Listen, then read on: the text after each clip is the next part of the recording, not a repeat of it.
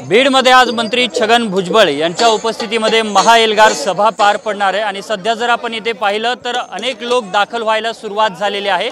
संपूर्ण परिसरामध्ये मोठ्या प्रमाणात ओबीसी बांधव जे आहेत ते पोहोचलेत। माझ्यासोबत काही ओबीसी बांधव कुठून आहात, किती लोक आलेत आजच्या या सभेसाठी? मी शिरूर कासा तालुक्यावरून आलोय। माझ्या गावातून जवळजवळ 80% जास्त लोक या ठिकाणी आलेले आहेत। फक्त एका समाजाचे नव्हे तर गावात जेवढ्या 18 प्रजाती आहेत ते सर्व, कारण या बीड जिल्ह्यामध्ये सर्वांच्या मनामध्ये एकदम भीतीचं वातावरण तयार झालेलं आहे। मनोज जरांगे त्यांच्या माध्यमातून जो गोरगरिबावर अन्याय करत आहेत तो अन्यायाला आज वाचा फोडण्याचा हा दिवस आहे। आणि भुजबळ साहेब हे खरोखर आमच्यासाठी देव आहेत। आज आम्ही या ठिकाणी आलेलो आहोत ते फक्त भुजबळ साहेबांमुळे आलेलो आहोत। मनामध्ये 100% भीतीचं वातावरण आहे। आमच्यावर अन्याय जर आम्ही बोललो तर आमच्या अंगावर मनोज जरांगे यांचे गुंड कधी येतील आणि हल्ला करतील हे सांगता येत नाही। आमचाच भाऊ पवन करवरकर जो हल्ला झाला तेव्हापासून तर आम्ही इतकं भयभीत झालेलो आहोत, पण आज आम्हाला जी एक ऊर्जा भेटली, जी आमची एक अशी किरण तयार झालेला आहे। आमच्यावर अन्याय झालाय, आमच्यावर अन्याय झालाय कसं मी तुम्हाला एका वाक्यामध्ये सांगतो। माझ्या गावामध्ये ग्रामपंचायतीला 7ची बॉडी आहे, 7 पैकी 7 ही माझ्या गावामध्ये खोटे कुणबी प्रमाणपत्र वाटलेत। म्हणजे आजपर्यंत माझ्या गावामध्ये ओबीसीला जागा सुटेल तिथं मला ग्रामपंचायतीचा मेंबर होता येत होतं, पण आता तसं नाही। आता सर ढकलत खोटे कुणबी प्रमाणपत्र वाटून आमच्यावर अन्याय केलाय आणि अन्यायाला वाचा फोडण्यासाठी हा आजचा दिवस आहे। 100% आम्हाला न्याय मिळेल। आणि जो हा खोटा जी.आर. काढलाय सरकारला, जनतेला वेठीस धरून रस्ते बंद करून मुंबईत लोकांना त्रास देऊन हा जो खोटा जी.आर. काढलाय हा हैदराबाद गॅजेटचा हा जी.आर. आम्ही रद्द करणारच। आणि मी तुमच्या माध्यमातून मनोज जरांगे यांना एक तुम्ही निरोप द्या।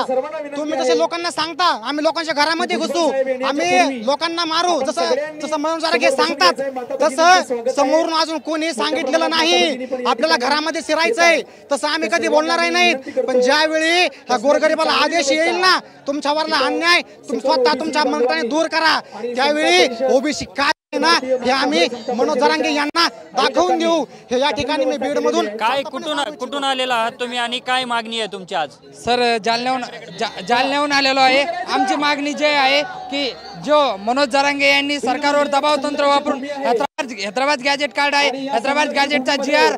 रद्द करून जो ओबीसीला 27% आरक्षण राज्यात आहे आरक्षण कायम ठेवण्यासाठी भुजबळ साहेबाला पाठिंबा देण्यासाठी आम्ही बीड इथे आलेलो आहे।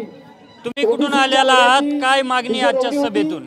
आम्ही धाराशिव इथून आलेलो आहे आणि आजच्या या सभेत आमची एकच मागणी आहे की जे हैदराबाद गॅजेटचा जो कायदा इथं अंमलात आणलेला आहे तो नाहीसा करावा। माझं असं मत आहे की एका कुटुंबामध्ये जर लई मोठी गर्दी आली तर त्या कुटुंबाचं बजेट वाढतं, त्या कुटुंबाची मेहनत वाढते। तर ओबीसीच्या कुटुंबामध्ये विनाकारण अतिक्रमण होत आहे।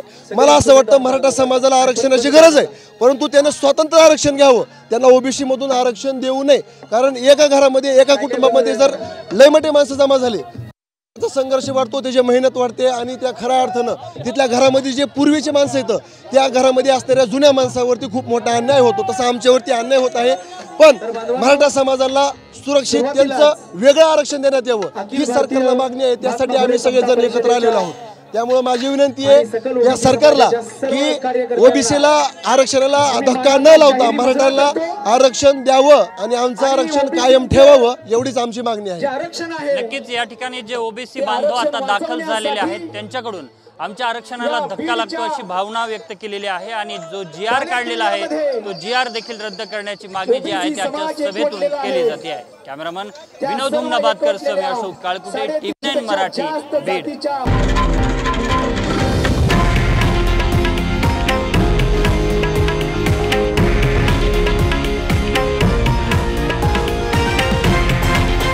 हे आहे देशातील नंबर 1 न्यूज नेटवर्क आणि आपण पाहत आहात TV9 मराठी, एकमेव।